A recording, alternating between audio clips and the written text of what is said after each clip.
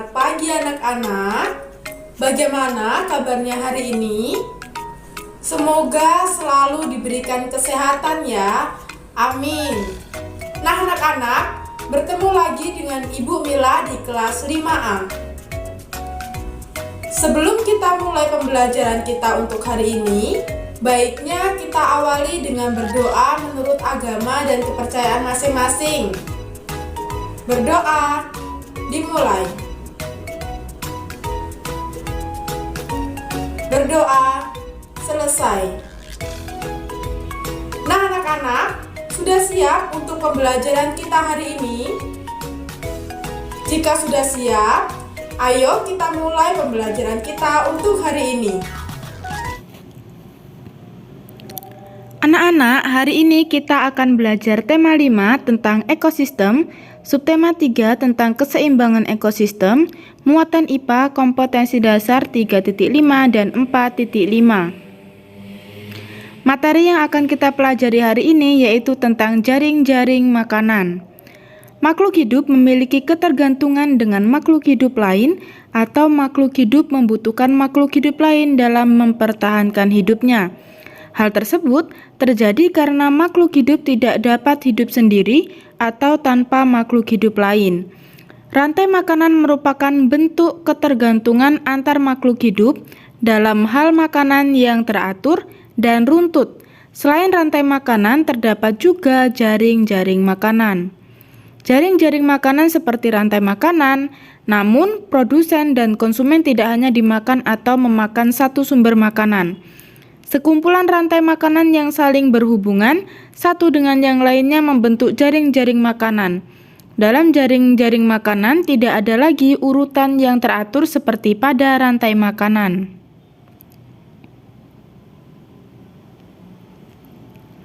Nah, silakan anak-anak perhatikan jaring-jaring makanan berikut. Di situ ada gambar pohon sebagai produsen dan juga rumput sebagai produsen. Kemudian konsumen 1 itu ada ulat, belalang dan juga tikus. Konsumen 2 ada ayam, katak dan juga ular. Dan konsumen 3 diisi perannya oleh burung elang. Bisa anak-anak perhatikan di situ ya, pada jaring-jaring makanannya ditunjukkan oleh tanda panah. Nah, contoh jaring-jaring makanan berdasarkan gambar tersebut yaitu yang pertama, rumput dimakan ulat, ulat dimakan ayam, ayam dimakan elang. 2. Rumput dimakan belalang, belalang dimakan katak, katak dimakan ular, ular dimakan elang. 3. Rumput dimakan tikus, tikus dimakan ular, ular dimakan elang. 4. Pohon dimakan ulat dan ulat dimakan katak, katak dimakan oleh elang. Jaring-jaring makanan tersebut didapat dari gambar yang ada di atasnya ya anak-anak ya. Di dalam jaring-jaring makanan tersebut terdapat 7 rantai makanan yang saling berhubungan. Nah, perhatikan berikut ini terdapat 2 rantai makanan. Yang pertama itu ada produsen yaitu wortel dan padi, konsumen 1 ada tikus dan kelinci, konsumen 2 ada ular dan serigala, konsumen 3 ada burung elang dan juga harimau. Nah, anak-anak, makhluk hidup yang ada dalam 2 rantai makanan tersebut jika dikelompokkan bisa membentuk jaring-jaring makanan. Pengaruh perubahan lingkungan terhadap keseimbangan ekosistem.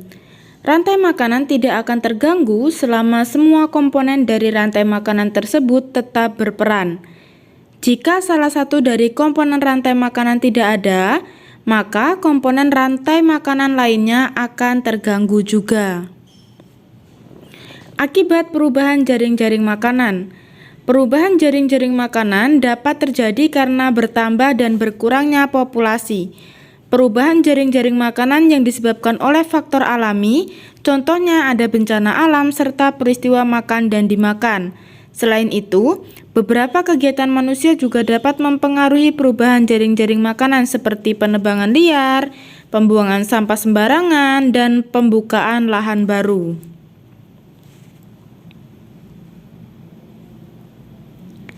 Perubahan jaring-jaring makanan karena berkurangnya populasi dari suatu bagian akan mengakibatkan perubahan ekosistem. Misalnya, terjadinya pencemaran lingkungan di sungai dapat mengakibatkan banyak fitoplankton tidak berkembang dan akan mati, sehingga zooplankton dan ikan-ikan kecil kekurangan sumber makanan.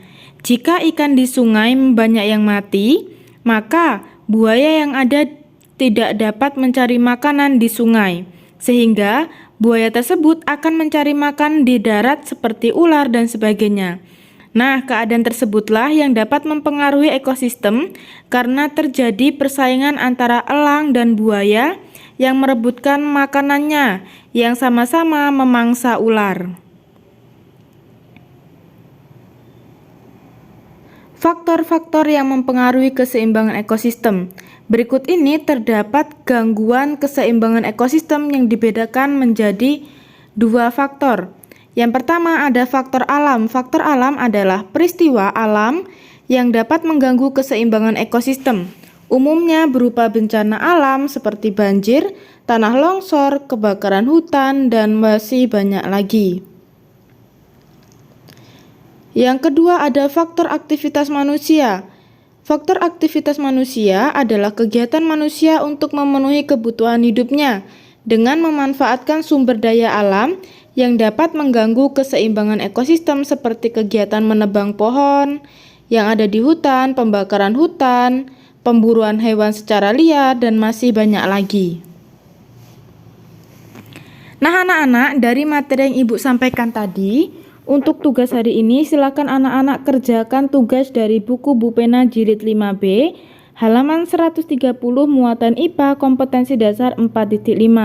Nah, di situ bisa anak-anak perhatikan ya.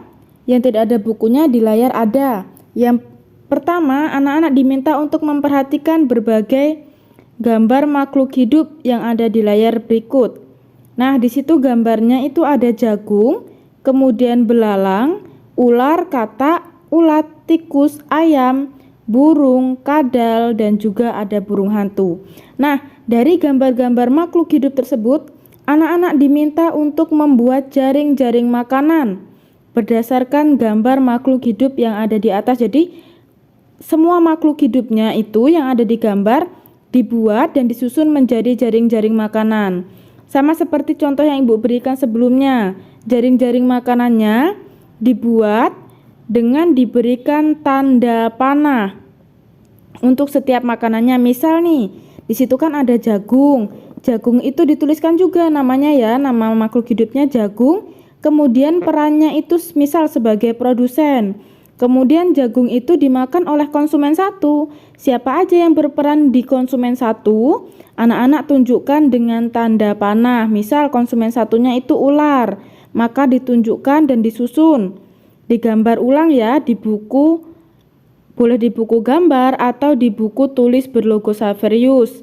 Jadi dikerjakannya semuanya dikerjakan di buku tulis berlogo Saverius atau bisa di buku gambar. Jadi semua makhluk hidup yang ada di gambar tersebut digambar ulang di buku tulis atau di buku gambar, kemudian dibuat jaring-jaring makanannya ya. Nah, berikut ini Ibu berikan contoh.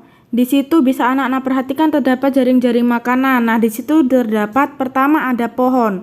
Pohon itu nama makhluk hidupnya itu kan pohon. Kemudian dituliskan perannya yaitu produsen. Nah, nanti sama seperti gambar yang ada di tugasnya. Di situ ada gambar beberapa makhluk hidup. Nah, makhluk hidup yang ada pada gambar tersebut disusun menjadi jaring-jaring makanan seperti contoh yang Ibu berikan ini. Tapi di contoh ini nanti anak-anak tuliskan atau gambarkan sesuai dengan gambar makhluk hidup yang ada ya. Jadi bukan gambar yang Ibu contohkan ini, tapi gambarnya sesuai makhluk hidup yang ada pada soal yang ada di tugasnya. Gitu. Jadi anak-anak diminta untuk membuat jaring-jaring makanan seperti contoh berikut ini. Kemudian dibuat tanda panahnya dan dituliskan nama makhluk hidup dan juga perannya dalam jaring-jaring makanan. Nah, anak-anak, sampai sini dulu untuk materi hari ini. Jika ada pertanyaan, anak-anak bisa tanyakan kepada Ibu dengan chat melalui WA pribadi Ibu ya. Nah anak-anak, sekian dulu pembelajaran kita untuk hari ini. Semoga apa yang Ibu sampaikan pada materi dan juga tugas hari ini bisa anak-anak perhatikan dan nanti tugasnya bisa anak-anak kerjakan dengan baik. Nah, anak-anak tetap semangat dalam belajarnya dan juga jangan lupa jaga kesehatan ya. Sekian dulu pembelajaran hari ini. Sampai jumpa di pembelajaran selanjutnya. Terima kasih, Tuhan memberkati. Bye-bye.